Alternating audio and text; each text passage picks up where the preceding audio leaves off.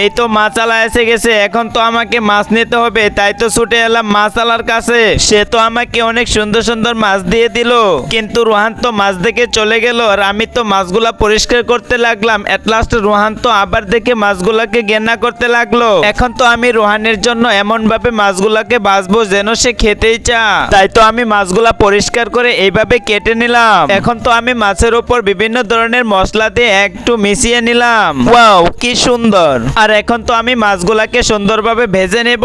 তার আগে তুমি যদি তোমার মাকে ভালোবাসো তাহলে ভিডিওতে একটি লাইক করো, আর আমার মতো যদি মা বাবা উভয়কে ভালোবাসো তাহলে লাইক সাবস্ক্রাইব করে কমেন্টে আই লাভ ইউ মা লেখো। আর এখন তো আমি মাছগুলাকে একটা একটা করে পাতিলের উপর দিয়ে নিব। আর মাছ তো সিদ্ধ হতে আছে, আমার মাছ তো প্রায় হয়ে গেছে। আর এদিকে রোহান তো গ্রান শুনে চলে এসেছে। রোহান কেন এসেছ? সে তো বললো মাছ খাবে। আমি তো বললাম মাছ তো অনেক গন্ধ করে, কিন্তু রোহান তো বললো অনেক গ্রান করছে। তাই তো আমি একটা মাছ নিয়ে রোহানকে খেতে দিলাম। আর রোহান তো একটু মুখে নিতেই বললো ওয়াও কি স্বাদ। আর আমিও একটু খেয়ে নিলাম।